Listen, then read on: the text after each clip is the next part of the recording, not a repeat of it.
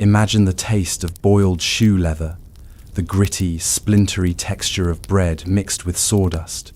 Imagine looking at the rats scurrying in the darkness of your hovel, not with revulsion, but with a hunter's desperate focus. These are not scenes from a post-apocalyptic film. They are the real menus of human history, the recipes of survival. And in our journey tonight, even these wretched meals will begin to seem like luxuries compared to the final, unthinkable choices that people have made when the plate is not just empty, but has been empty for a very, very long time. This is not a story about cuisine. It is a story about its absence.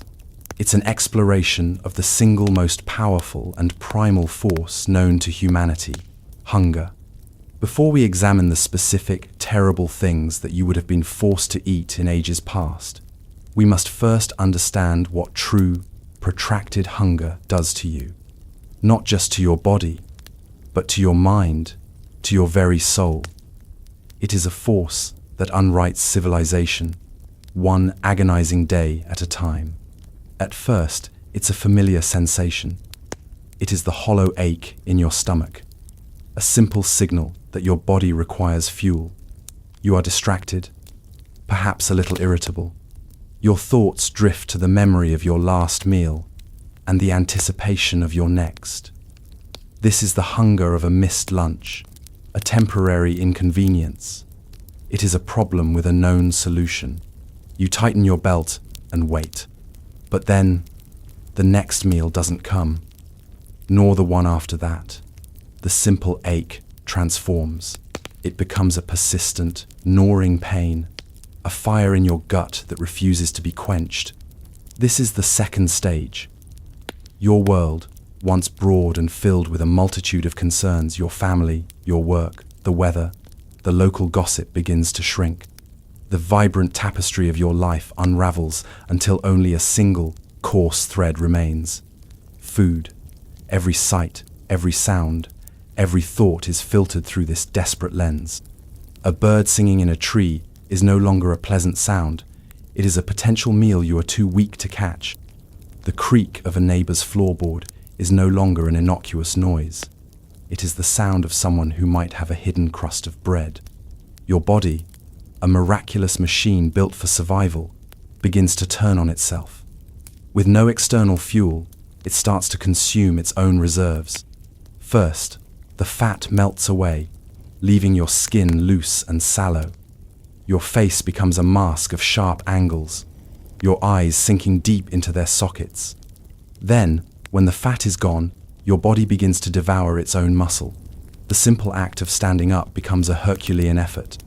A profound, bone-deep lethargy settles over you, a merciful shutdown to conserve the last flickering embers of energy. You spend your days in a state of semi-stupor, a waking dream haunted by phantom feasts. But it is the change in your mind that is the most terrifying. This is where the definition of food begins to dissolve. The psychological guardrails that society, culture, and your own upbringing have carefully constructed over a lifetime begin to buckle. The line between edible and inedible blurs, then vanishes. You look at a blade of grass. Once, it was just part of the landscape.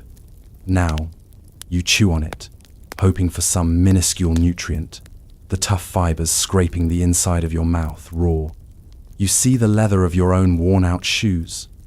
Once, they were protection for your feet. Now, you see a tough, unyielding protein that, if boiled for long enough, for hours or even days, might yield a gelatinous, foul-tasting broth that could trick your stomach into feeling full for a few precious moments. You see the bark on a tree. It's no longer just bark. It is a potential filler, something to be stripped, dried, and pounded into a coarse powder to mix with a handful of dirt and water, creating a grotesque parody of a bread loaf that will fill your stomach with indigestible bulk and agonizing cramps. This is the psychological bottom line of hunger. It is a relentless, internal siege that strips away your identity. You are no longer a farmer, a craftsman, a mother. or a father. You are a starving animal. The complex social emotions, sympathy, generosity, shame, honor, become unaffordable luxuries. The suffering of others, once a reason for compassion, becomes at best an irrelevance, and at worst, a grim opportunity. The desperation erases your past and obliterates any thought of a future. There is only the now and the all-consuming, monstrous need to put something, anything, inside your empty, screaming stomach.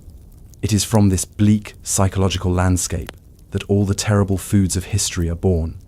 They are not merely culinary curiosities. They are monuments to the absolute extremity of human suffering.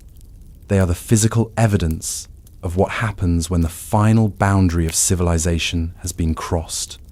As we proceed, we will journey to these moments of extremity to besieged cities, famine-stricken countrysides, and lost expeditions. In each story, you will find people pushed to this very edge, forced to redefine the world around them, to look upon the unthinkable and call it dinner. Let us transport you back in time. You are a peasant living in medieval Europe, sometime during the 12th or 13th century. Your life is already one of relentless toil, dictated by the seasons and the demands of the local lord who owns the land you work. Your diet, in the best of times, is monotonous and meager. The cornerstone of your existence, the very symbol of life and sustenance, is bread. Not the soft, white loaf you might imagine, but a heavy, coarse, dark rye bread. It is dense and often sour, but it is honest food.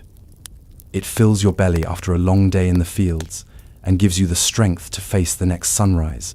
You know its taste, its texture, its comforting weight in your hand. It is the center of your world. Then comes the year the sky betrays you. Perhaps it is a spring of endless, chilling rain that rots the seeds in the ground. Perhaps it is a summer of blistering, relentless sun that shrivels the stalks of wheat and barley before they can mature.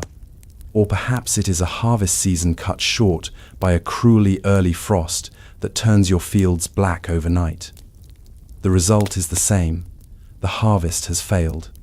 The small portion of grain you were allowed to keep for your family is gone within weeks.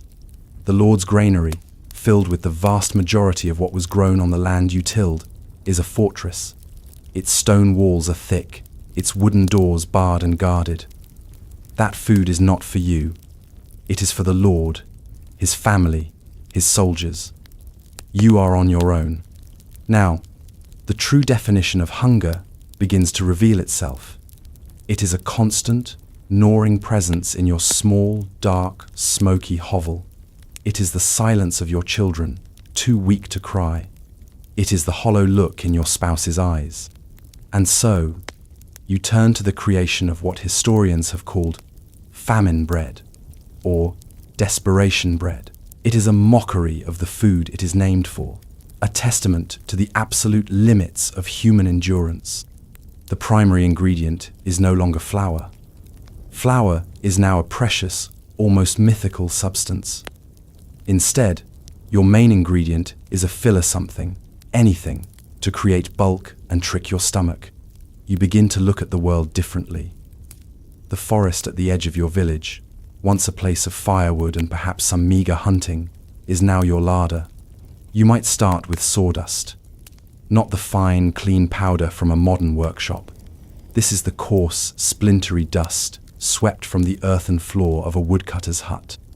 You gather it by the handful, feeling the sharp little slivers prick your fingers. Or perhaps you turn to the trees themselves. You learn to strip the soft, pale inner bark from elms, beeches, or birches. You spend hours pounding it between two stones, trying to break down the tough fibers into something resembling a coarse powder. It smells bitter, resinous. It smells like wood, not food. If the famine is prolonged, your search becomes even more desperate. You gather chaff the dry, scaly casings of grains, normally fit only for animal bedding. You collect acorns, which you know are bitter and poisonous, unless you go through the painstaking, water-intensive process of leaching out the tannins, a process you barely have the energy for. Some resort to digging up ferns and bracken, pounding their tough roots into a starchy, unpalatable paste. And when even these resources are exhausted, you might do something that seems truly insane. You might turn to the earth itself.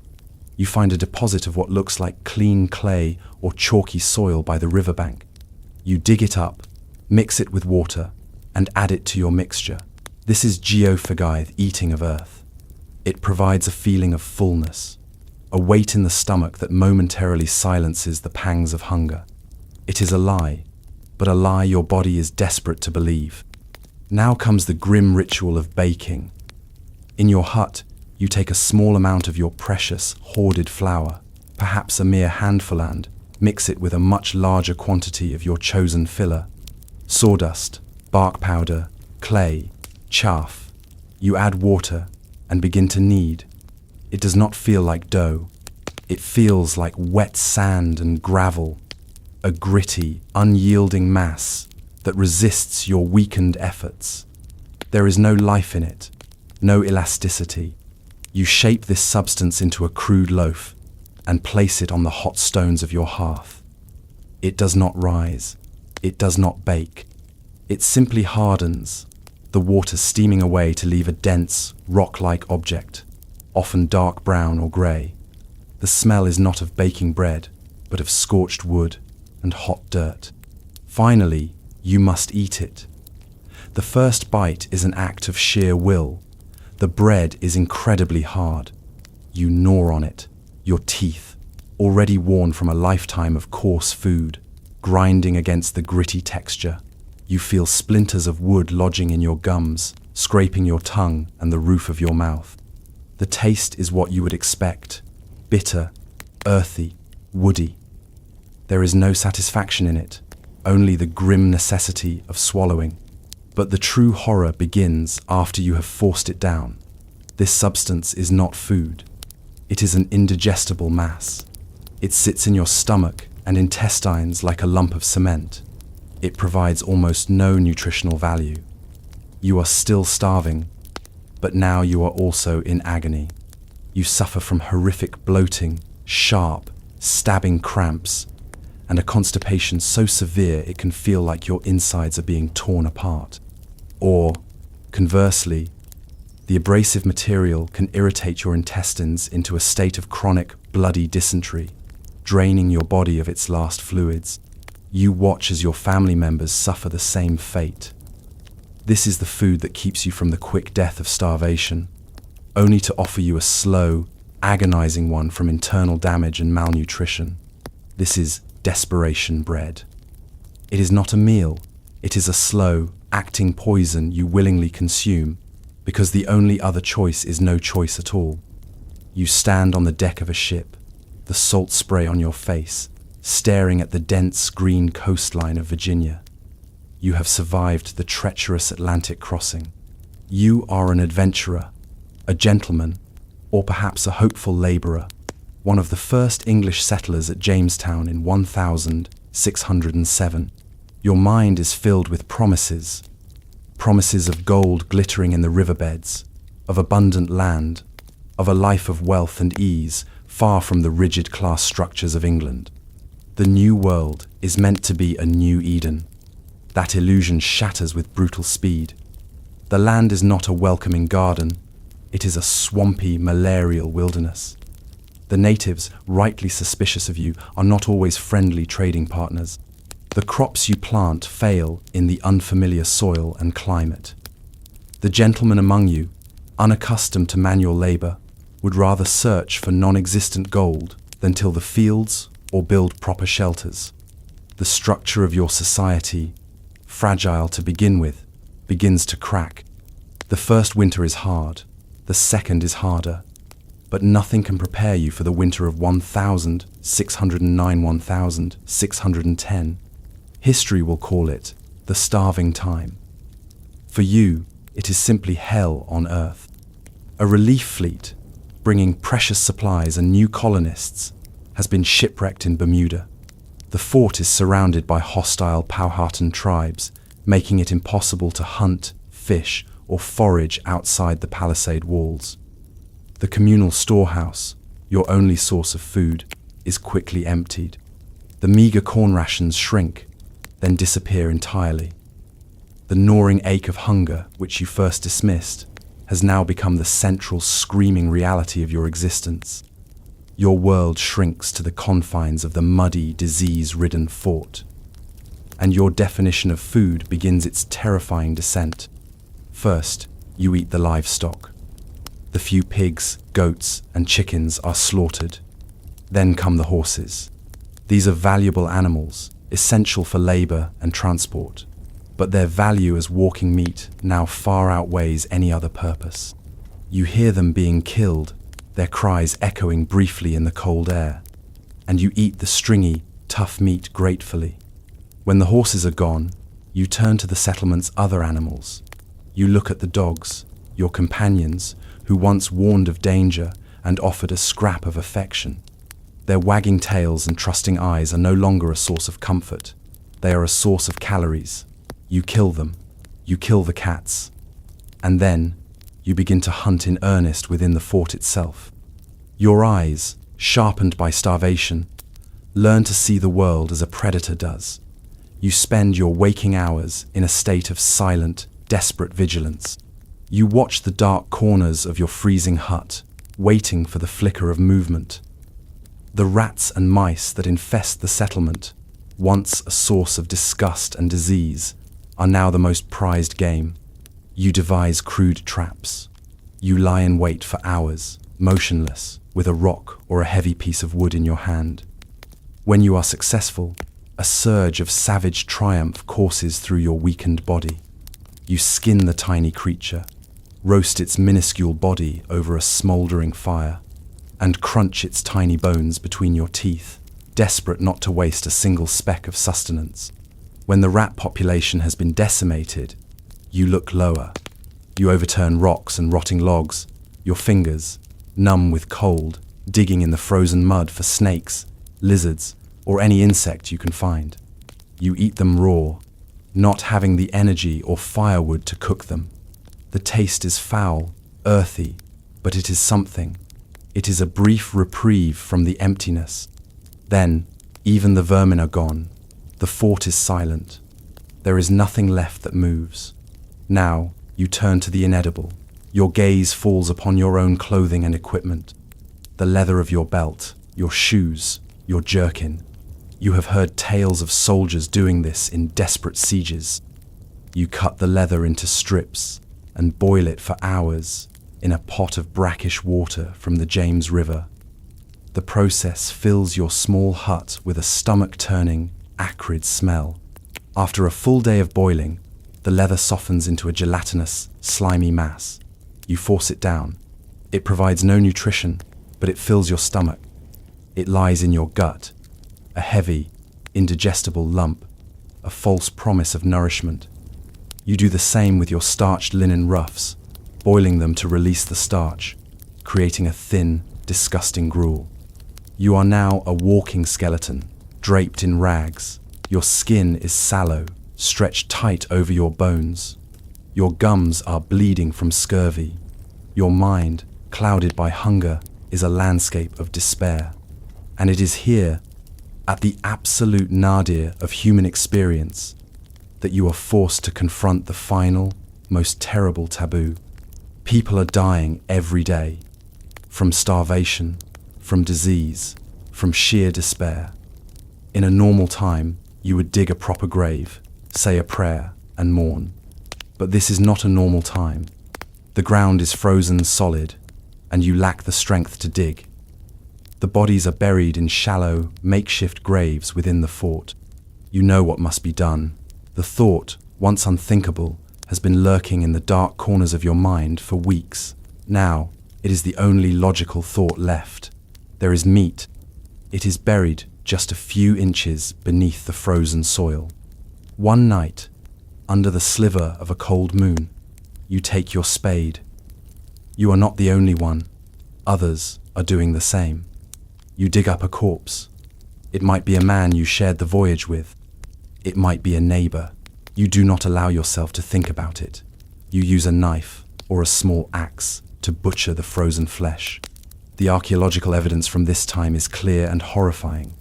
The remains of a young girl, nicknamed Jane by archaeologists, show the telltale signs. Tentative cuts on the forehead and the back of the skull to remove the brain. Deep, decisive chops to the shin bone to get at the marrow. This was not a frenzied, savage act. It was a methodical, desperate, and practiced butchery. You take the flesh back to your hovel. You cook it. You eat it. And with every bite, you feel a part of your own humanity dying. This is the ultimate survival food. It is the food that keeps your body alive by forcing your soul to consume itself. The leader of the colony, George Percy, would later write of this time, describing how some were even executed for murdering their own family members for food. "So great was our famine," he wrote, "that a savage we slew and buried. The poorer sort took him up again and ate him." When the relief ship finally arrives in May of 1610, they find a scene of utter horror. Of the 500 colonists, only 60 remain. They are described as anatomies of death, emaciated, silent spectres haunting a fort that had become a mass grave. You have survived. But as you look at your own skeletal hands, you understand that survival has a cost, and you have paid it in the most terrible currency imaginable. Your world is the color of green. You are a tenant farmer in rural Ireland in the 1840s. The landscape is a patchwork of impossibly vibrant green fields, separated by ancient stone walls. Your life, and the lives of your ancestors for generations, is built upon a single, miraculous crop, the potato. It is not just food, it is your economy, your culture, your very existence.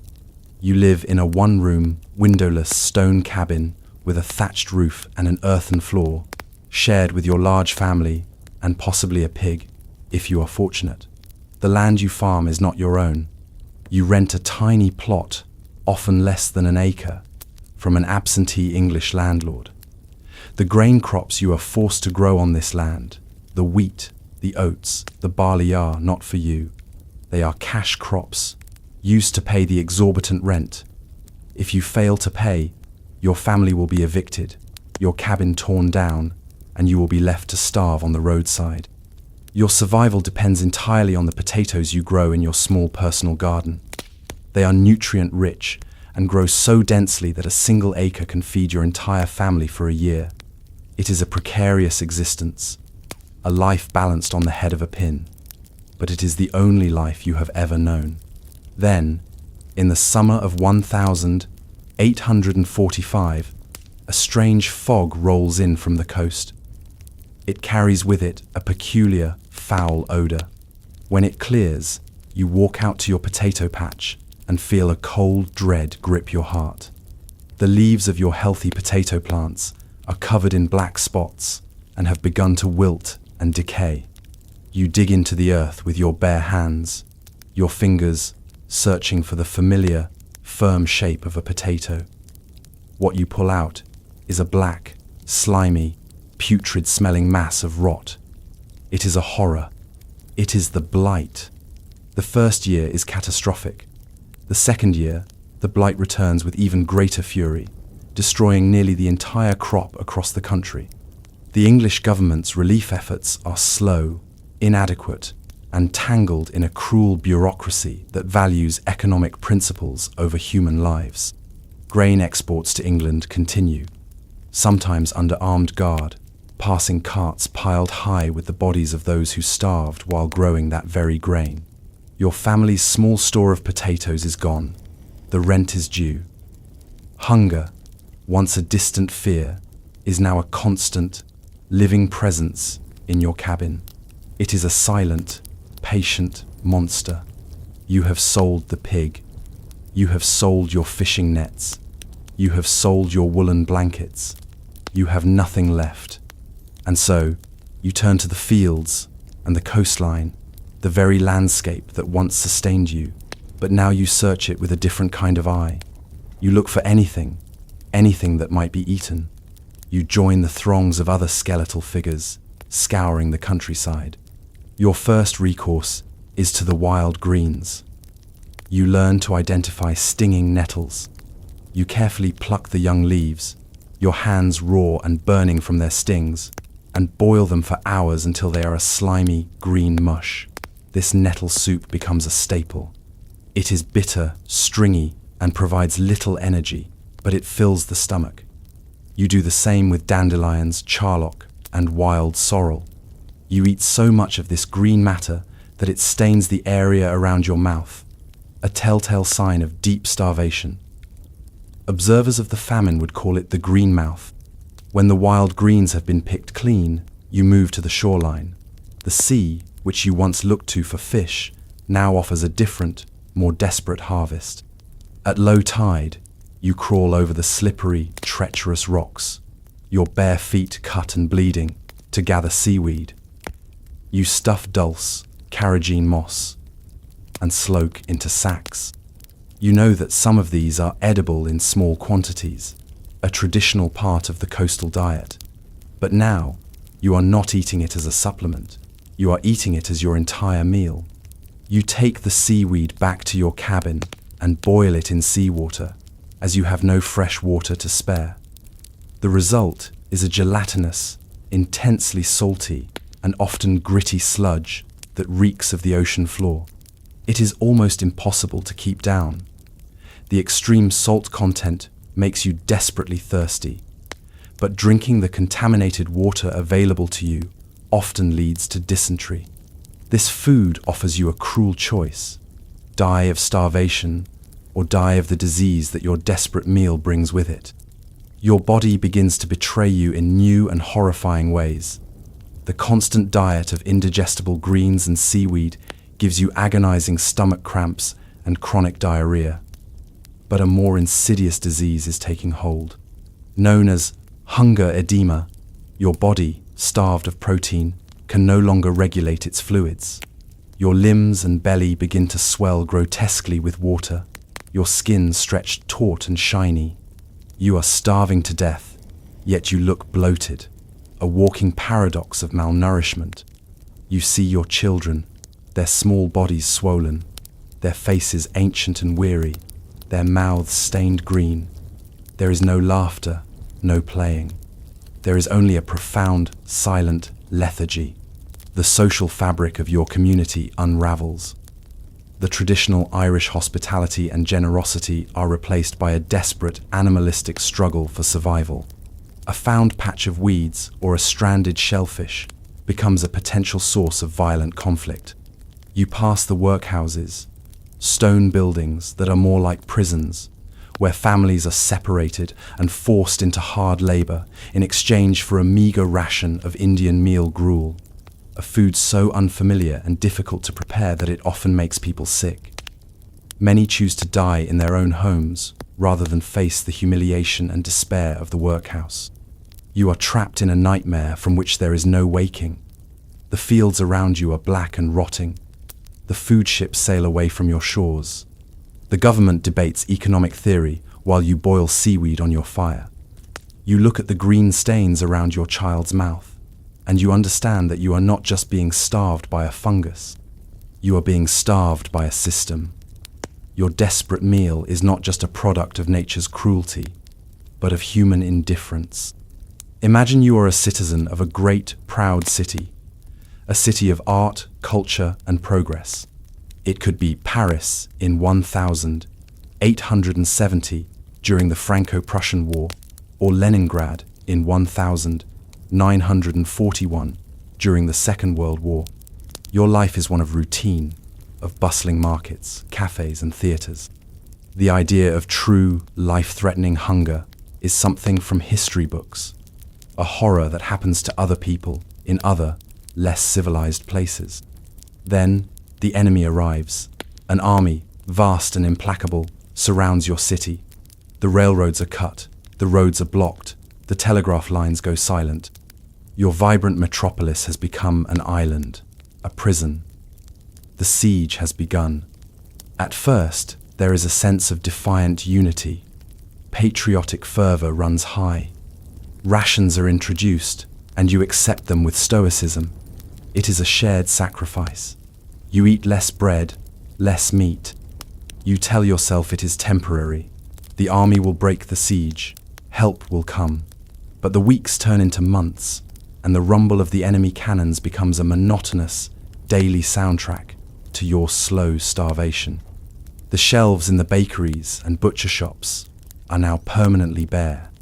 The official ration dwindles to a few ounces of black bread, a day bread that is increasingly adulterated with sawdust, straw, and anything else that can add bulk. The long queues outside the distribution centers become scenes of quiet, desperate hope that often ends in disappointment. This is when the city itself starts to be consumed. Your perception of your environment shifts from aesthetic to pragmatic, from civilized to primal. You are a resident of Leningrad. The beautiful parks are stripped bare. People dig up the frozen earth, searching for the roots of linden trees, which can be ground into a bitter flour. You eye the pigeons on the rooftops. No longer a picturesque sight, but a potential meal. Thousands are trapped and eaten. When the birds are gone, your gaze falls on household pets. Families face an agonizing choice. The dog or cat that was a beloved member of the family is now looked upon with a terrible, calculating hunger. The decision to kill and eat a pet is, for many, a profound psychological breaking point, a sign that the world has truly lost its moral compass. But the city offers other, more unconventional sources of food. You are in your freezing apartment in Leningrad. You have already burned most of your furniture for warmth. You look at the wallpaper. You know that the paste used to glue it to the wall was made from potatoes or bones, containing starches and proteins. You meticulously scrape it off the walls, a painstaking process that yields a small pile of dry, flaky powder. You boil it in water. The result is a cloudy, gelatinous liquid called a chatterbox soup. It tastes faintly of dust and mold, but it is warm and it fills your stomach, momentarily silencing the cramps. You might be a factory worker. You find that the grease used to lubricate machinery can be rendered down. You discover that joiner's glue, made from animal hooves and hides, can be boiled into a foul-smelling but protein-rich jelly. You are literally eating the industrial fabric of your city. Now, let's shift to Paris in the winter of 1870. The situation is just as dire, but with a uniquely Parisian twist. The city, famous for its gastronomy, is forced into a grotesque parody of its culinary heritage. The first animals to go are the horses. Butchers, who once proudly displayed prime cuts of beef, now hang signs advertising viande de cheval, and Parisians, with a sense of grim irony, adapt. When the 0 horses in the city have been eaten, the desperation deepens. You walk past the Jardin des Plantes, the city's famous zoo. It is no longer a place of wonder and education. It has become the city's final larder. The animals are sold to butchers and restaurants. Famous chefs, who once catered to the elite, now apply their skills to this new, exotic menagerie. The two beloved elephants of the zoo, Castor and Pollux, are killed and butchered. Their trunks are considered a particular delicacy. Restaurants that once served Chateaubriand now offer consommé d'éléphant on their menus. You might see camel, antelope, or bear meat for sale in the market. The wealthy can afford these morbid novelties. For you, the common citizen, the reality is a desperate hunt for cats, dogs, and rats. A rat market even springs up where the city's rodents are sold for a franc apiece. The psychological toll is immense. You are surrounded by death, yet you must think only of life. You eat food that just months ago would have turned your stomach, and you do so with a grim sense of purpose. You see your neighbors, once plump and prosperous, now gaunt and hollow-eyed. The social contract is fraying. A person with a loaf of bread is a target. The city's sewers are hunted for rats. Every living thing is assessed for its caloric value. In Leningrad, the siege lasts for 872 days. Over 1 million civilians die, the vast majority from starvation. In Paris, the siege lasts for 4 months before the city capitulates. In both cases, the survivors are forever changed. They have learned that civilization is a thin veneer. They know the taste of boiled leather and the smell of boiled glue. They have seen their proud cities turn inwards and cannibalize themselves. They carry within them the silent, gnawing memory of a time when the only thing on the menu was desperation.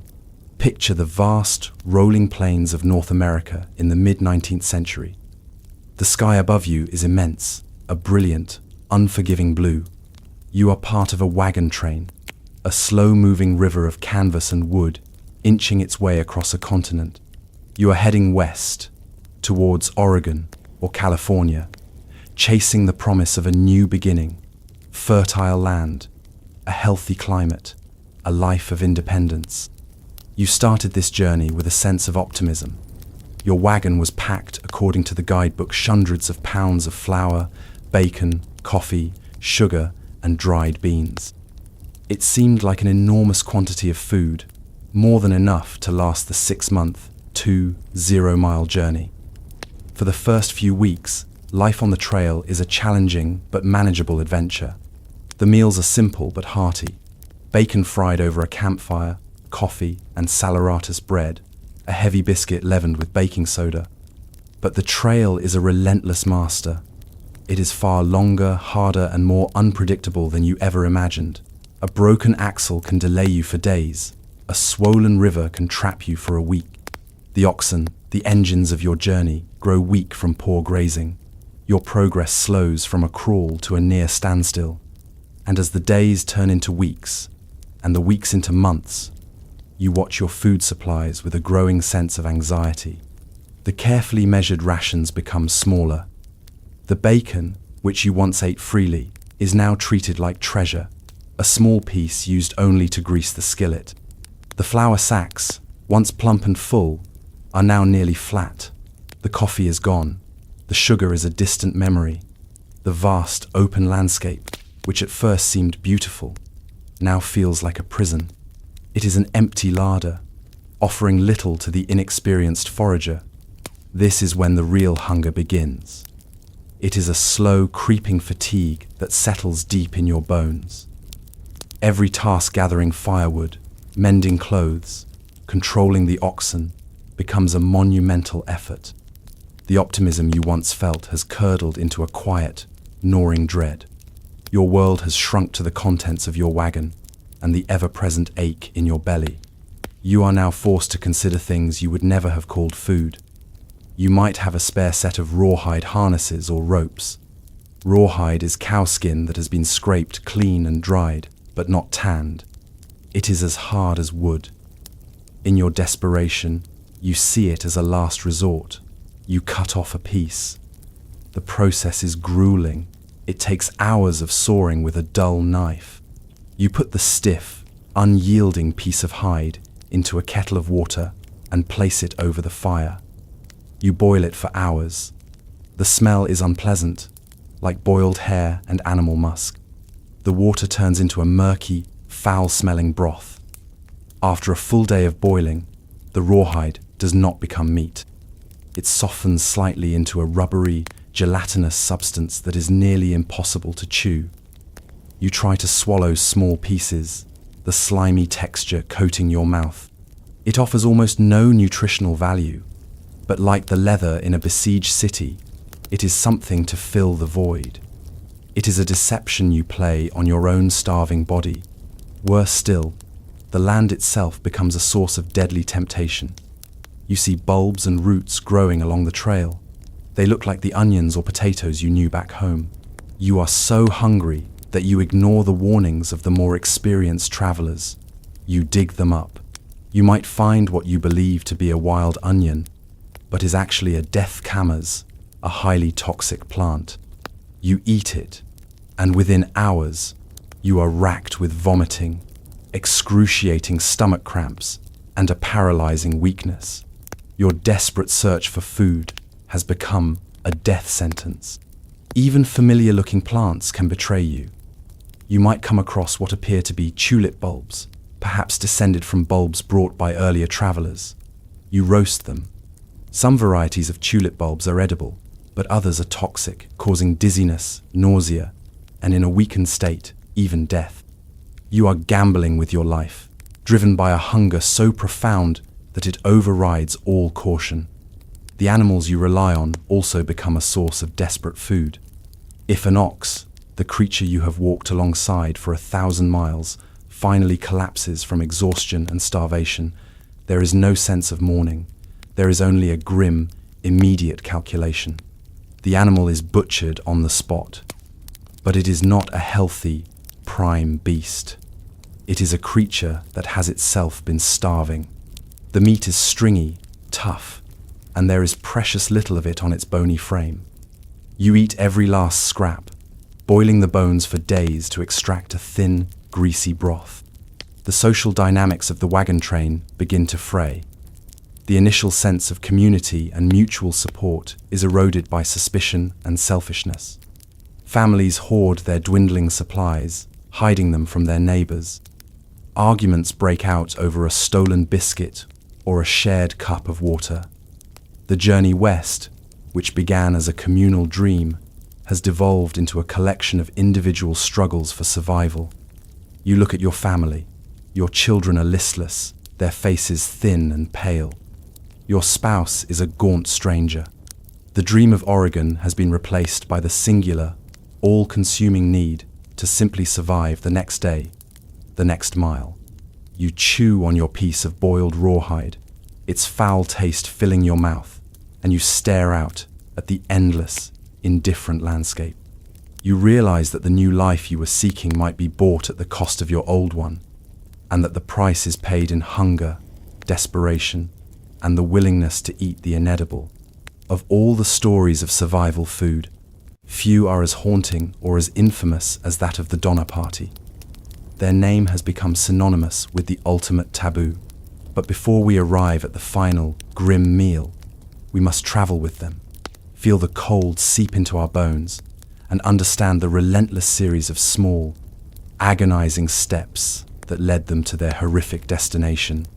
You are a member of this party, a group of around 87 pioneers, in the late summer of 1846. You are familiesmen, women, and a large number of children. You are heading for California, filled with the same dreams of a better life that propelled so many westward. But you have made a fatal decision. You have chosen to take a new, unproven route called the Hastings Cutoff, a supposed shortcut that promised to shave weeks off your journey. The shortcut is a lie. It is a rugged, waterless, and treacherous path through the mountains and deserts of what is now Utah and Nevada. Instead of saving time, it adds a critical month to your journey. The trek across the Great Salt Lake Desert is particularly brutal. You are forced to abandon wagons, lose precious oxen, and exhaust your food and water supplies. The party becomes fractured, exhausted, and demoralized long before you reach the final, imposing barrier, the Sierra Nevada mountains. You arrive at the base of the mountains in late October. You are dangerously late. The optimism is long gone, replaced by a grim, dogged determination. But as you begin the ascent, the sky, which has been clear and cold, turns a menacing, heavy grey. Then, the first snowflakes begin to fall. At first, it is a novelty, but the snow does not stop. It falls with a silent, relentless intensity. Within days, the ground is covered in a thick blanket. The pass ahead, the final hurdle before the safety of California's Sacramento Valley, is completely blocked by drifts that are dozens of feet deep. You are trapped. The year is 1846. There are no snowplows, no rescue helicopters. There is only the endless, silent, falling snow. You make a desperate camp near a large lake, which will later bear the name of your party. The families build crude cabins and lean-tos, hastily constructed shelters against the crushing weight of the winter. The cold is a physical entity, a predator that stalks your every moment. It seeps through the cracks in the cabin walls. It turns your breath to ice. The first food to go is the last of the regular provisions. The flour, the baconets, all gone. Then, you turn to the oxen that have survived the journey. They are slaughtered one by one, their meat frozen solid almost as soon as it is butchered. The meat is stringy and scarce, but it is a lifeline. When the oxen are gone, the true desperation begins, following the familiar, terrible pattern of starvation. You gather twigs from the tops of snow-covered pines and boil them, hoping for some semblance of nutrition. You find mice that have burrowed into your cabins, and they become a rare and precious feast. Then you turn to the inedible. You dig in the snow for the discarded hides of the slaughtered oxen. You burn the hair off and then boil the thick, frozen skin for hours, for days, reducing it to a foul-tasting, gluey jelly. You do the same with any leather scraps you can find. You even boil the bones of the dead animals, cracking them open to get at the frozen marrow, then boiling them again and again until they yield a thin, greasy broth. But the Sierra Nevada winter is merciless. The snow continues to fall, burying your cabins until you are living in a sub-zero, subterranean world. To get outside, you must climb up through a tunnel in the snow. The party is racked by malnutrition and disease. People begin to die. The first deaths are a source of profound grief. The bodies are wrapped in shrouds and buried with great difficulty in the deep snow. But as the weeks drag on, and the hunger becomes an all-consuming physical agony, a new, terrible thought begins to form in the minds of the survivors. It is whispered at first, a horrifying suggestion met with shock and revulsion. But hunger is a patient, persuasive monster. It erodes morality. It redefines reality. The bodies, buried in the snow, are no longer just the remains of friends and family. They are a source of sustenance. They are the only source. The decision is not made lightly. It is a capitulation born of absolute, final stage desperation. Patrick Breen, one of the party members, wrote in his diary on February 26th, after months of starvation, "Mrs. Murphy said here yesterday that she thought she would commence on Milt. Eat him. I don't think she has done so yet. It is distressing." The first body is exhumed. The act itself is a psychological torment. You are unwrapping the frozen corpse of someone you knew, someone you spoke with, someone whose children might be watching you. The flesh is carved from the bones. The organs, particularly the liver and heart, are roasted over the meager fire. There is no ceremony to it. There is only a grim, silent necessity. The taste is not the point. The act of chewing and swallowing, of putting something into a stomach that has been screaming with emptiness for months, is the only thing that matters. You are consuming death to sustain life. This becomes the new routine. As more people die, their bodies are seen as a resource. The survivors in the different cabins sometimes trade parts. The psychological toll is unimaginable. Some refuse, choosing to starve rather than partake. Others, particularly those with children to keep alive, force themselves to do it. They avoid eating their own kin, trading with other families, creating a macabre economy of the dead. They are living in a surreal nightmare, trapped in the snow, surrounded by the butchered remains of their companions, their humanity being stripped away with every terrible meal. When a rescue party finally breaks through the snow in the spring of 1847, they find a scene of unspeakable horror. Of the original 87 members, only 48 survive. The rescuers are met by gaunt, hollow-eyed specters, living amidst dismembered bodies and pots containing human remains. The story of the Donner Party is not a monster movie.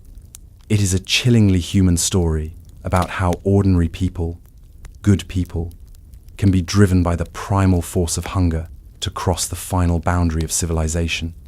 Forget the romantic image of swashbuckling pirates and heroic naval officers.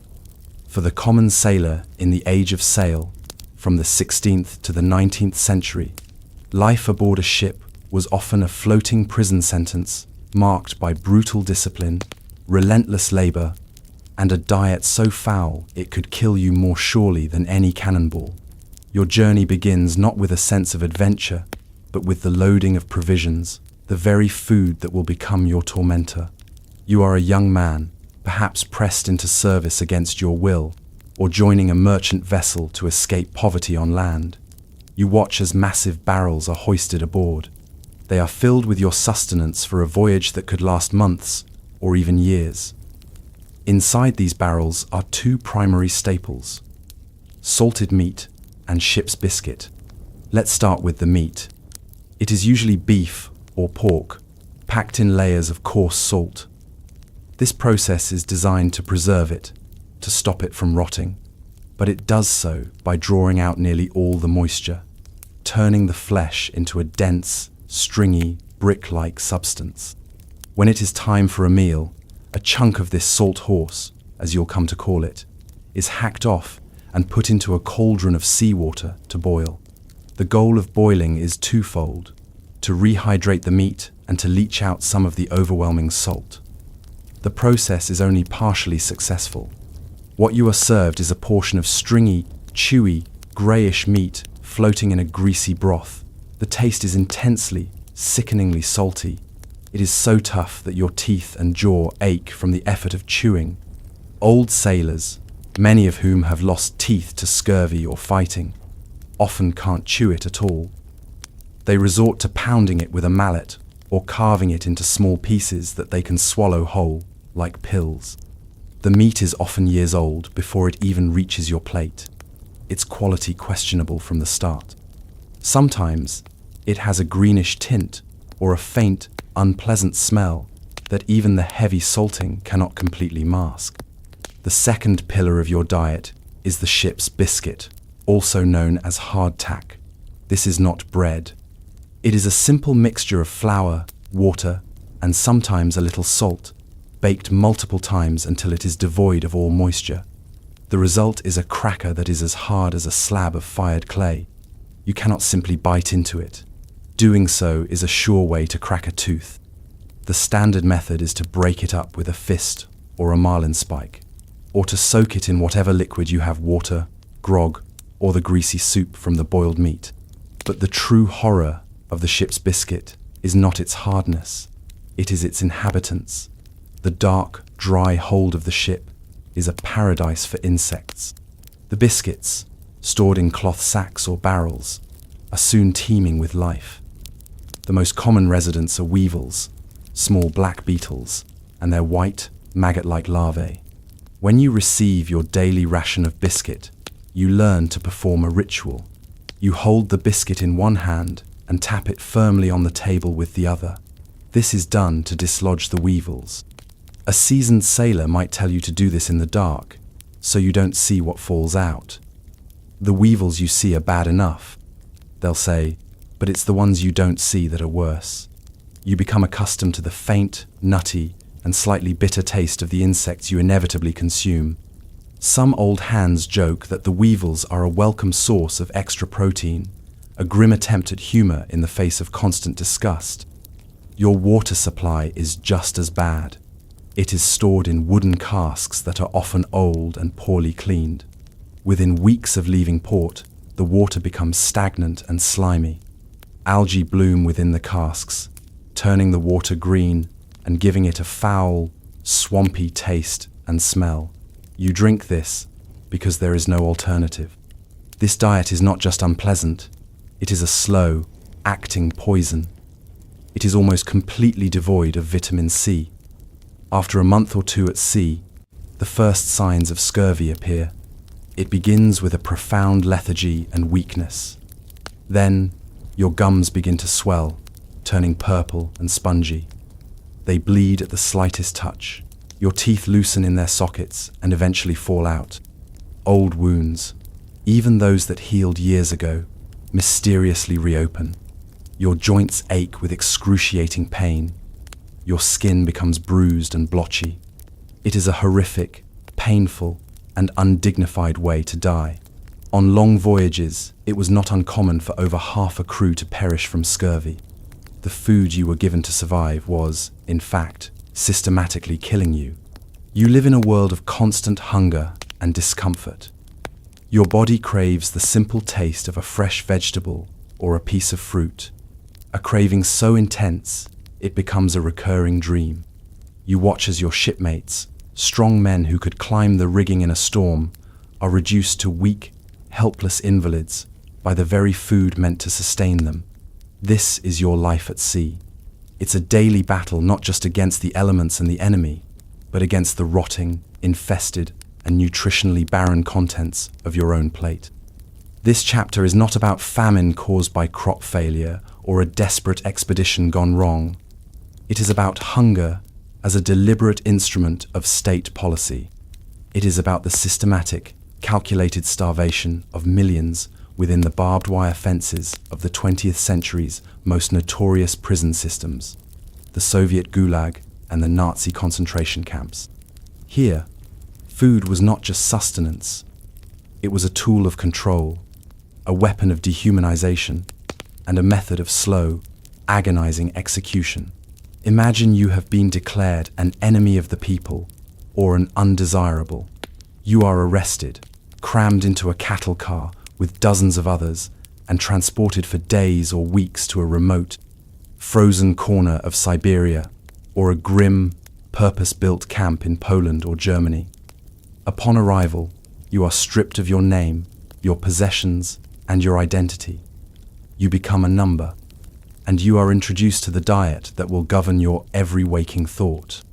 Your daily ration is meticulously calculated by the camp administration.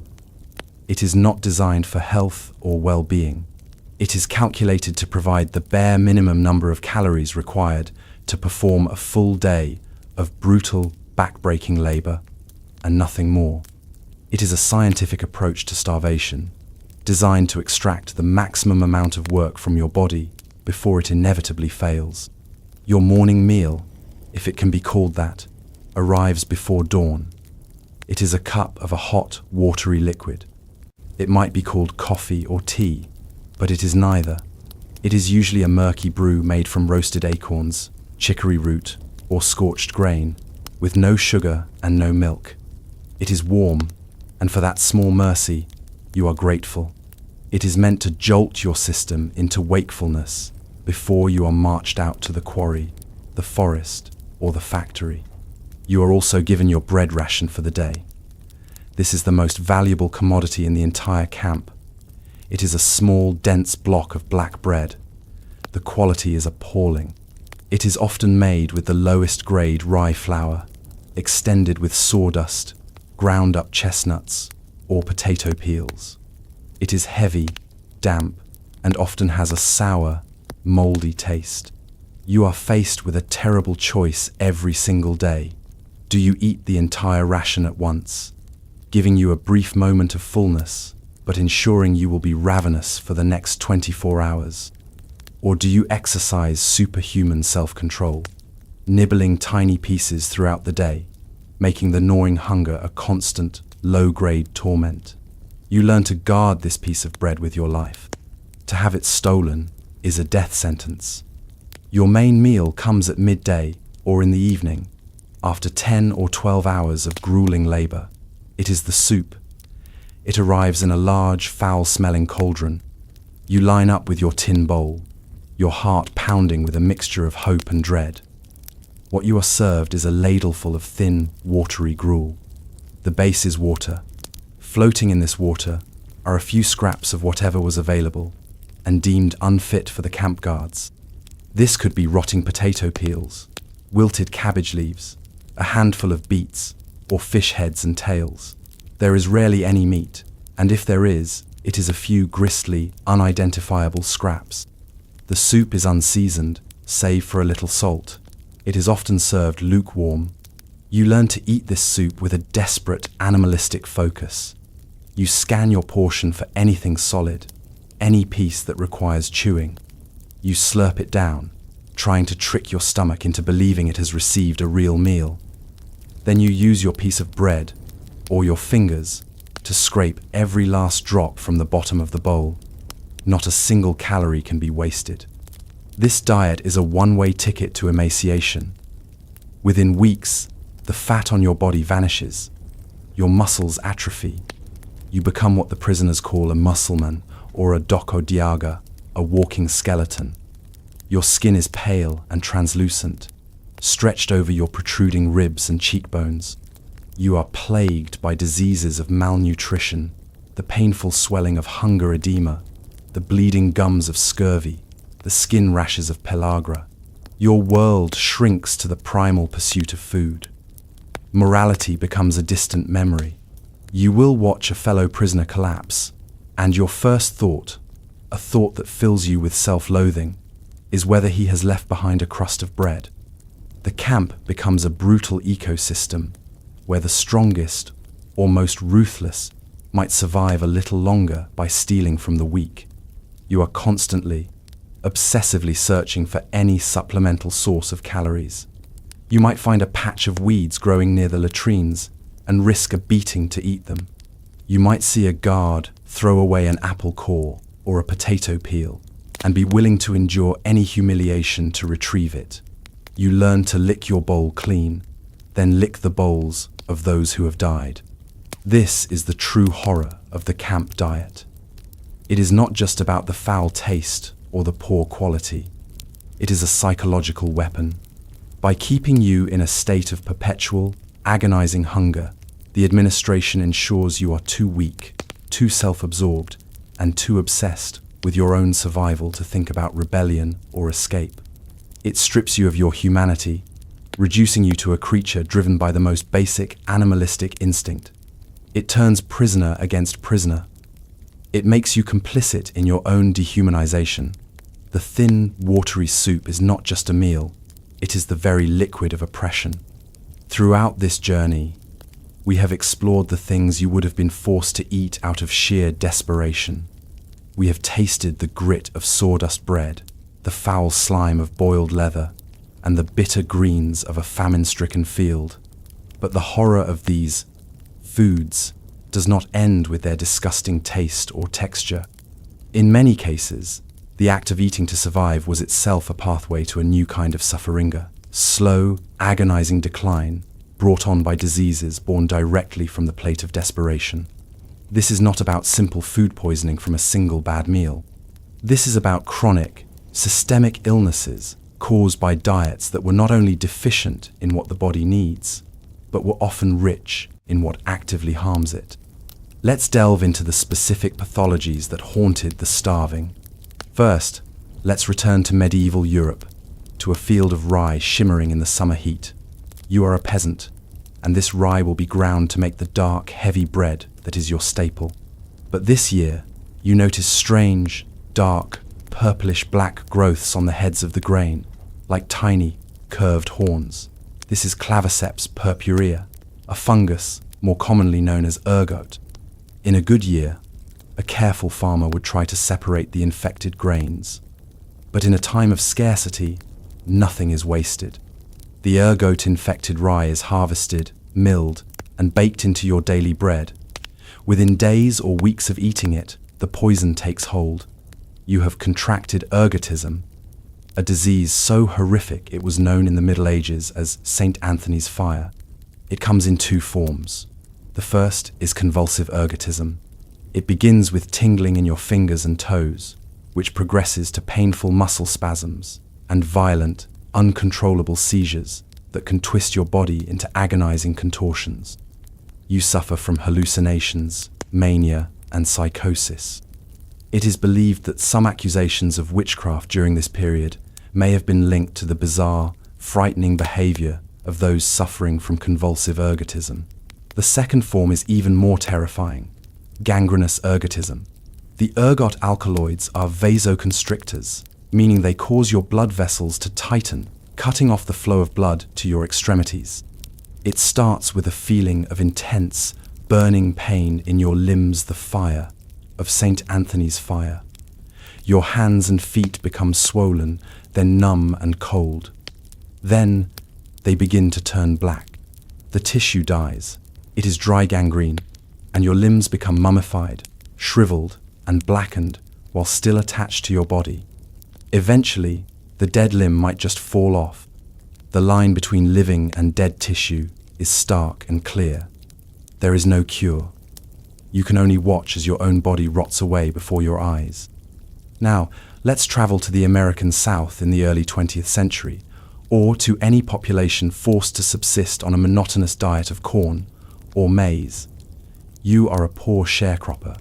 Your diet consists almost exclusively of the 3 M's: meat, a little bit of salt pork, meal, cornmeal, and molasses. This diet is critically deficient in niacin, or vitamin B3. Corn actually contains niacin, but it is in a bound form that the human body cannot absorb unless it is treated with an alkaline substance. A process called nixtamalization, known to Native American cultures, but not to you. The result is pellagra, a disease known as the 4 Ds. The first is dermatitis. You develop a dark, scaly, symmetrical rash on any part of your skin that is exposed to sunlight. It looks like a severe sunburn that never heals, often forming a distinct pattern around the neck known as the castle necklace. The skin becomes rough, cracked, and painful. The second D is diarrhea. You are plagued by chronic, debilitating digestive problems, leaving you weak and dehydrated. The third D is dementia. The niacin deficiency attacks your nervous system. You become irritable, anxious, and depressed. This can progress to confusion, memory loss, hallucinations, and full-blown psychosis. And the final D is death. Left untreated, pellagra is fatal. You are being killed by your own dinner plate, by a simple diet that lacks a single crucial micronutrient. For decades, pellagra was thought to be an infectious disease until the nutritional link was finally, painstakingly proven. Finally, consider the broader, more insidious conditions that arose from nearly all the desperation diets we have discussed. The lack of protein leads to kwashiorkor and hunger edema, causing the grotesque swelling and bloating we saw in the Irish famine. The absence of vitamin C in the sailor's diet led to scurvy. A lack of vitamin A could cause blindness. A lack of iron led to severe anemia, leaving you perpetually exhausted and weak. These desperation foods created a cruel paradox. You ate to silence the immediate, screaming agony of hunger, only to invite a slower, more patient, and often more painful killer into your body. The sawdust bread that filled your stomach also tore at your intestines. The boiled seaweed that offered a moment of fullness also drained your body of fluids. The monotonous corn mush that kept you alive also drove you mad. Your plate was not a source of life, but a gambler desperate wager against a host of invisible, insidious diseases that were born from the very act of survival. The physical ordeal ends. The siege is lifted.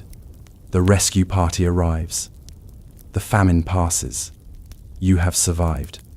You have eaten the boiled leather, the rats, the weeds, the unthinkable. You have pushed your body to the absolute limit of endurance, and, against all odds, you have pulled through. The long nightmare of starvation is over, but it is not over. The absence of food can be filled, but the memory of that absence is a ghost that will haunt you for the rest of your days. The most profound and lasting damage inflicted by these terrible foods is not to the stomach or the limbs, but to the mind. Surviving starvation leaves a permanent, indelible scar on your psyche. For the rest of your life, your relationship with food is fundamentally, and often pathologically, altered. You may develop a habit of hoarding. Even in times of plenty, you cannot shake the deep-seated terror of an empty pantry. You hide crusts of bread in your pockets. You store tins of food under your bed. Your home becomes a fortress against a famine that exists only in your memory. Every meal feels precarious. as if it could be your last. The sight of someone wasting food, even a single crumb, can trigger a disproportionate, visceral reaction of anger or anxiety. Food is no longer a source of pleasure or social connection. It is a source of security, and its absence is a source of existential dread. You might find yourself unable to stop eating when you are full. The body's natural signals of satiety have been broken and rewired by prolonged deprivation. The primal, desperate urge to consume calories, which kept you alive during the famine, does not simply switch off. This can lead to binge eating, a compulsive act driven not by hunger, but by the memory of hunger. Then there are the flashbacks, the intrusive, vivid sensory memories. These are the hallmarks of what we now call post-traumatic stress disorder, PTSD. A particular smell, the smell of boiling cabbage or damp earth, can instantly transport you back to the squalor of the concentration camp or the mud-floored cabin. A taste, even something innocuous, might suddenly recall the foul, gritty texture of sawdust bread. You are no longer in your safe, comfortable present.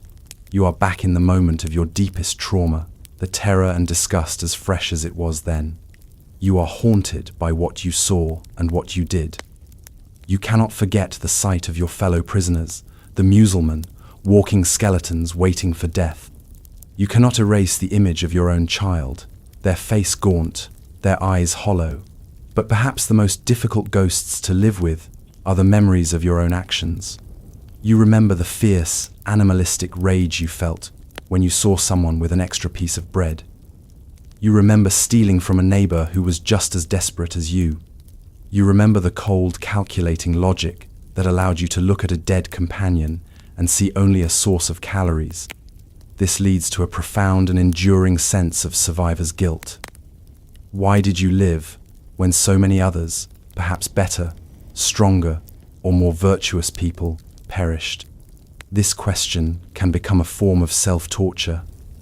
You may feel unworthy of the life you now have, unworthy of the good food you now eat. You may feel that by surviving, you have somehow betrayed the dead. The joy of a full meal is tainted by the memory of those who starved beside you. Your personality may be permanently altered. The experience can leave you with a chronic sense of anxiety, a feeling that disaster is always just around the corner. You may become distrustful of others, having seen how quickly the bonds of community can dissolve in the face of starvation. You may suffer from depression, a deep, unshakable sadness born from the immense loss and suffering you have witnessed. The world no longer feels like a safe or predictable place. You have seen beneath its thin veneer of civilization, and you cannot unsee what you have found there. For those who were forced to cross the ultimate taboo, like the survivors of the Donner Party or the Ukrainian famine, the psychological burden is almost unimaginable. The act of cannibalism, even when necessary for survival, shatters a fundamental pillar of human identity. It can create a profound sense of self-loathing and alienation, a feeling of being irrevocably tainted, set apart from the rest of humanity. Many survivors of such ordeals could never speak of what they had done, carrying their secret in silence to the grave. So, while the history books may mark the end of a famine or a siege, for you, the survivor, the experience never truly ends. You carry it with you in the food you hoard, in the nightmares that jolt you awake, and in the quiet, persistent feeling of guilt that shadows your days. You have won the battle for survival, but you have learned that the war against the memory of hunger is one that is never truly over. Hunger is a deeply personal, internal torment. It is the gnawing in your own stomach, the weakness in your own limbs. But when that hunger is shared by an entire community, a city, or a nation, it becomes a corrosive social force, one that can dissolve the bonds of trust, compassion, and morality as surely as acid dissolves metal. A society, after all, is a delicate web of shared rules and mutual obligations. Famine is the fire that burns this web to ash. Imagine your small village before the famine. It was a place of established order. You knew your neighbors. You shared in celebrations and mourned at funerals. There were rules, both written and unwritten. You respected others' property. You helped a neighbor in need. You shared what little you had during minor hardships, confident that the favor would be returned. This is the social contract, the invisible glue that holds a community together. Now, the famine has settled in. The communal pot is empty. The monster of hunger, once a personal demon, is now loose in the streets, whispering in every ear. And you begin to watch the social contract unravel, thread by painful thread. The first thing to go is trust. Your neighbor, with whom you once shared gossip over a fence, is now a potential rival. Does he have a hidden stash of food? Did his harvest fare slightly better than yours? His locked door, once a simple fact of life, is now a source of deep suspicion. The sounds from his home are scrutinized. Is that the sound of cooking? The village, once a network of open doors and shared lives, becomes a collection of isolated, distrustful fortresses. Then, property rights become a meaningless concept. The lock on your own door is no longer a deterrent, but a challenge. Theft, once a serious crime, becomes a common survival strategy.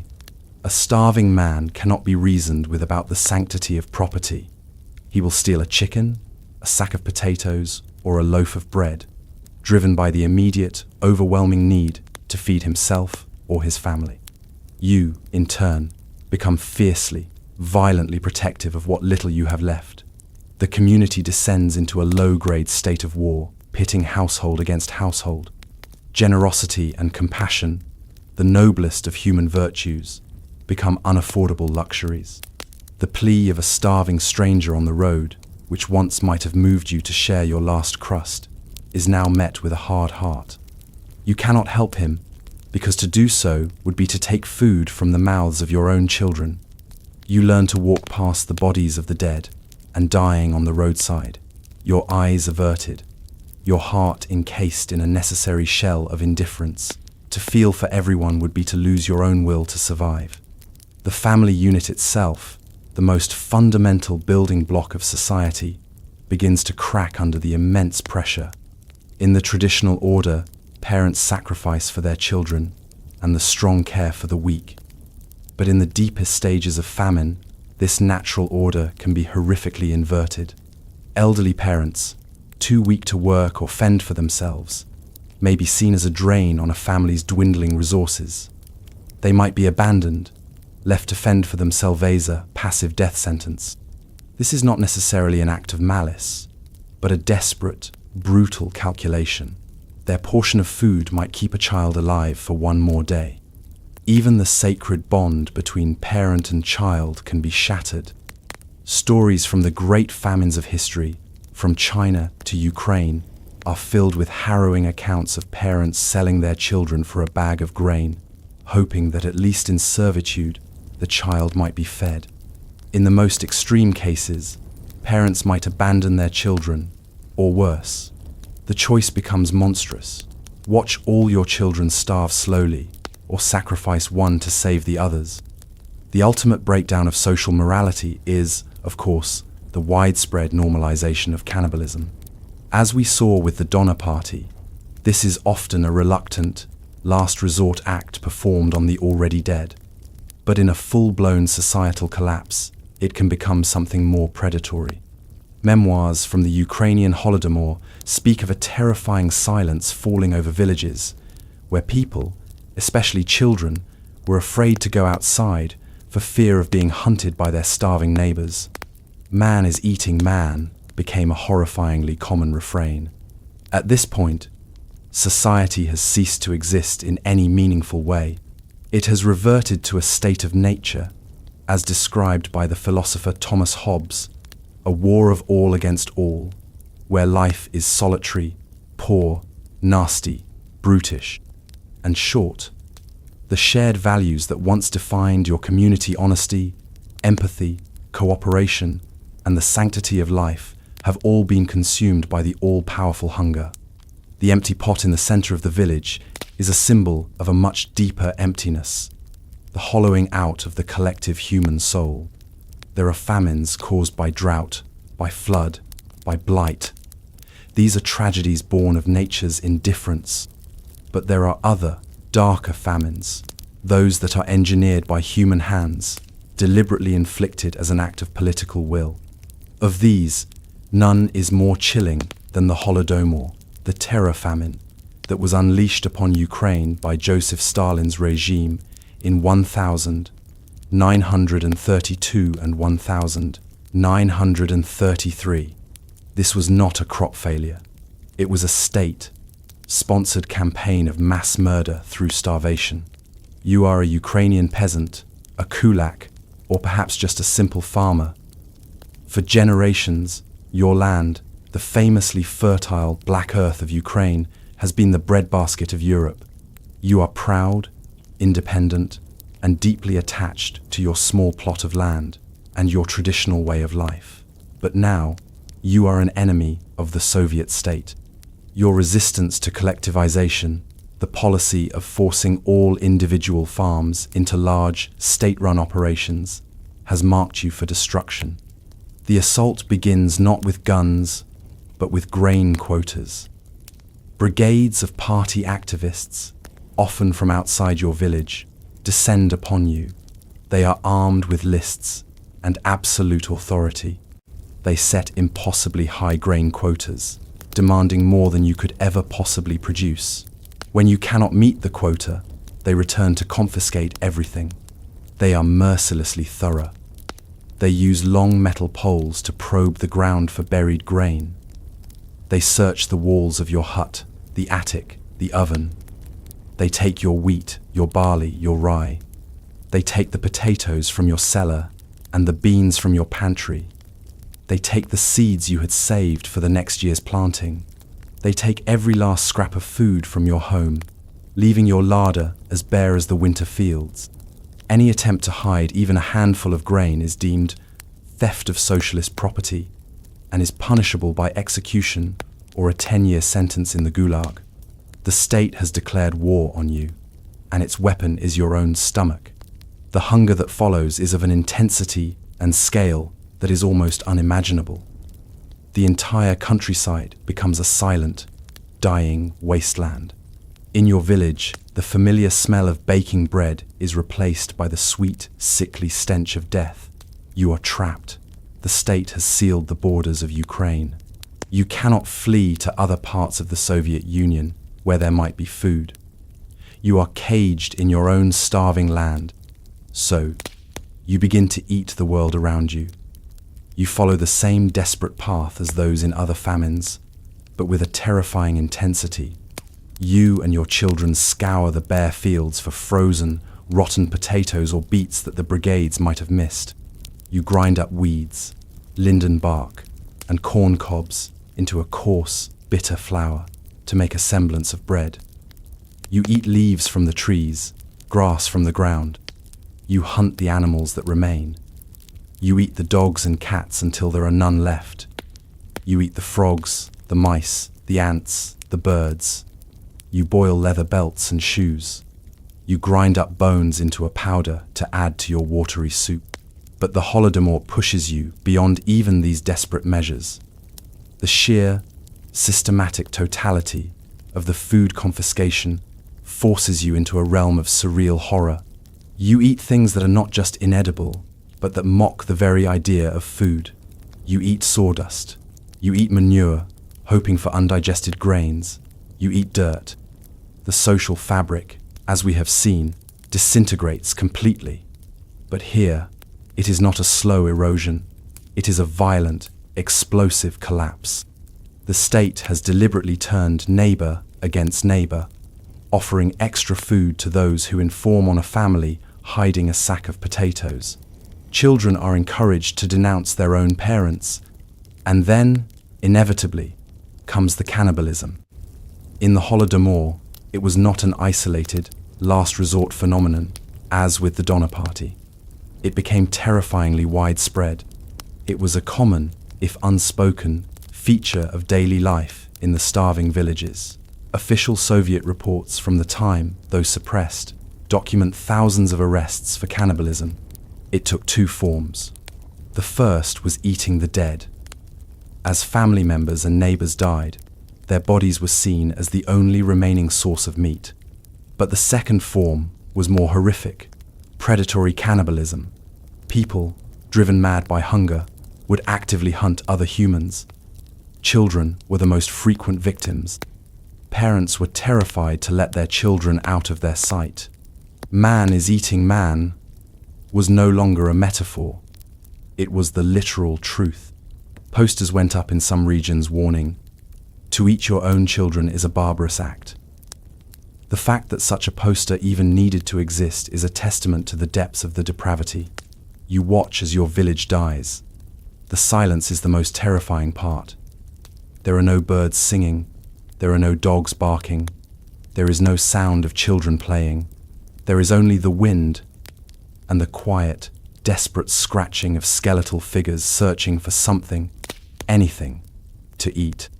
You see the death carts making their daily rounds, collecting the bodies of those who died during the night, sometimes picking up people who are still alive but too weak to protest. You are a victim of a perfect, man-made hell. The food you are eating, the grass, the bark, the boiled leather, the flesh of your neighbor sis, not the result of a natural disaster. It is the result of a political calculation. Every agonizing pang of hunger you feel is a direct consequence of a decision made by a man in an office hundreds of miles away. You are being erased, and the emptiness in your stomach is a mirror of the state's desire to create an emptiness on the map where you and your culture used to be. Throughout this exploration, we have spoken of these terrible foods in historical and psychological terms. We have discussed the context, the consequences, the sheer desperation. But to truly understand the horror, we must attempt to engage our own senses. We must try, as best we can, to imagine the unimaginable, the actual, physical experience of eating these things. Let us strip away the abstraction and focus on the raw, sensory data, the taste, the smell, the texture that defined the daily reality for millions. First, let's focus on the smell. The human sense of smell is powerfully linked to memory and emotion. For those in survival situations, the olfactory world would have been a constant torment. Imagine the smell of a medieval hovel where famine bread is being prepared. It is not the warm, yeasty, comforting aroma of a real bakery. It is the smell of damp earth, of bitter acorns boiling, of sawdust scorching on a hot stone. It is a smell of decay and desperation, a smell that promises a stomach ache, not satisfaction. Consider the smell of a besieged city like Leningrad. The air would be thick with the acrid smoke of burning furniture, a smell of varnish, paint, and treated wood that has no place in a hearth. This would be overlaid with the nauseatingly sweet, cloying smell of boiling wallpaper paste or joiner's glue. It is an industrial, chemical smell, a scent that speaks of a world turned inside out, where the very infrastructure of the city is being rendered down for a few meager calories. Now, think of the sailor on the high seas. The hold of his ship would reek of stagnant, swampy bilge water, and this smell would permeate everything. The salt beef, when boiled, would release a potent, overly salty, and slightly rancid odor. But the most pervasive smell would be that of the hard-tacker, dusty, musty scent, like a book left to rot in a damp cellar, mingled with the faint, unsettlingly organic smell of the weevils and maggots living within it. And in the places of ultimate horror, the smell would be that of death. In a famine-stricken Irish cabin or a Ukrainian village, the air would be heavy with the sickly sweet odor of human decomposition, a smell so pervasive it would become the new normal, a constant reminder of the fate that awaited you. Next, let's consider the texture, the feeling of these foods in your mouth. This is where the daily, grinding misery resides. Take the famine bread. Put a piece in your mouth. It does not yield. It is hard, gritty. You feel sharp splinters of wood and bark scraping against the roof of your mouth, lodging between your teeth. As you chew, it breaks down not into a soft paste, but into a sandy, fibrous sludge. Swallowing it is an effort, a conscious act of forcing a foreign, abrasive substance down your throat. Experience the texture of boiled leather. It is not like meat. It is a rubbery, gelatinous mass. It has a slick, slimy feel on the tongue. It resists chewing, stretching, and slipping between your teeth. There is no satisfaction, no feeling of substance, only a slippery, foul-tasting blob that you must swallow whole, feeling it slide unpleasantly down your esophagus. Chew on a piece of hardtack. The first sensation is its unyielding hardness. It is like trying to bite a piece of wood. Once you manage to break a piece off, or after soaking it, it becomes a coarse, mealy paste in your mouth. You feel the grit of the overmilled flour, and, if you are unlucky, the faint, soft crunch of an insect body. Finally, we must try to imagine the taste. The overwhelming flavor of much of this survival food would be one of bitterness. The tannins in acorns and tree bark, the alkaloids in weeds, the sheer greenness of boiled nettle sole would leave a persistent, unpleasant bitter taste that would linger for hours. Then there is the taste of rot. The blighted potatoes of Ireland would have an earthy, spoiled flavor, a taste of decay that would turn your stomach even as your hunger drove you to eat it. The salt beef of the sailor, if it had started to turn, would have a sharp, rancid taste beneath the overpowering saltiness. The dominant taste for the sailor was, of course, salt. Imagine a saltiness so intense it makes your tongue burn and your eyes water. It is a dead, chemical taste, devoid of any other flavor, that leaves you with a desperate, unquenchable thirst. For the prisoner in the gulag, the defining taste would be one of absence. The thin, watery soup would taste of little more than slightly dirty, lukewarm water. It was a taste of nothingness, a flavor that perfectly mirrored the emptiness in their stomachs and the hopelessness of their situation. By forcing ourselves to imagine these forgotten senses, we move closer to the truth of the experience. Survival eating was not a grand, dramatic act. It was a daily, moment-to-moment assault on the senses. It was the foul smell you woke up to, the painful, gritty texture you endured at every meal, and the bitter, rotten taste that was the last thing you knew before falling into an exhausted sleep. It was a relentless, grinding misery that attacked the very core of what it means to be a human who eats, not just to live, but for comfort, for community, and for joy. We have traveled through the darkest pantries of history. We have stood in the frozen camps of the Donner Party, sifted through the blighted fields of Ireland, and navigated the desperate, besieged streets of Leningrad. We have tasted the grit of sawdust, the slime of boiled leather, and the bitter despair of weeds. We have seen how hunger can turn a proud city into a zoo butcher shop, a community into a collection of suspicious enemies, and a human being into a ghost haunted by their own survival. As our journey comes to a close, it is easy to view these stories as a catalogue of distant, morbid, horror-unpleasant tales from a past that is safely behind us. But to do so would be to miss the most crucial and most unsettling point. These stories are not relics, they are echoes. They are echoes of the most fundamental, universal, and relentless struggle in human history, the war against the emptiness in our own stomachs. Hunger is the great antagonist of the human story. It is a force more powerful than any king, more destructive than any army, and more enduring than any empire. It is the invisible hand that has shaped civilizations, sparked migrations, and fueled revolutions. It has dictated where we live, how we work, what we worship, and who we are. Before we were thinkers, builders, or artists, we were foragers, hunters, and farmers. We were, and at a basic level still are, creatures in search of our next meal. The terrible foods we have explored, are monuments to this eternal conflict.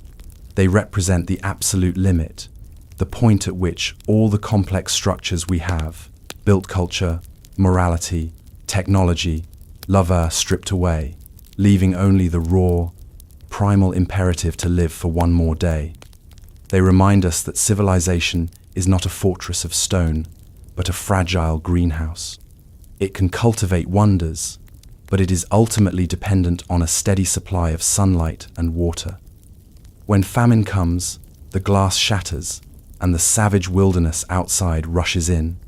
What have we learned from looking into this abyss? We have learned of human resilience, a stubborn, almost irrational refusal to surrender. The ingenuity required to boil glue, to leach poison from acorns, or to build a trap for a rat from scraps is a testament to the fierce, unyielding grip we have on life. It is a grim and terrible creativity, but it is creativity nonetheless. We have also learned of our own fragility. We have seen how quickly the veneer of society can be stripped away, how easily our moral compass can be spun by desperation. The line between a civilized human being and a starving animal is terrifyingly thin. These stories force us to ask ourselves an uncomfortable question. What would I have done? Would we have shared our last crust, or would we have guarded it with our life? Would we have chosen to starve, or would we have partaken in the ultimate taboo? The honest answer, for most of us, is that we do not know, and that uncertainty is a humbling and frightening realization. Finally, these stories serve as a profound and somber warning. Many of the most horrific famines we have examined were not natural disasters, but man-made ones. The Holodomor, the Great Leap Forward in China, the starvation in the Gulags, these were the results of ideology, of cruelty, of a callous disregard for human life. They teach us that the empty plate can be a political weapon, and that the most dangerous famines are those of the heart, the famines of empathy and compassion. Tonight, as you drift off to sleep, the sounds of this history may fade into the background. The stories of desperation bread and phantom feasts may become part of the quiet hum of the night. But let the echo remain. It is the echo of a pot scraped clean, the echo of a silent, starving village, the echo of a fundamental human truth. It is the sound of our species' long, brutal, and ongoing war against the emptiness. It is a reminder to be grateful for the simple, miraculous gift of a full plate, and to never forget the cost at which that gift has so often been earned throughout the long and often very boring history of our survival.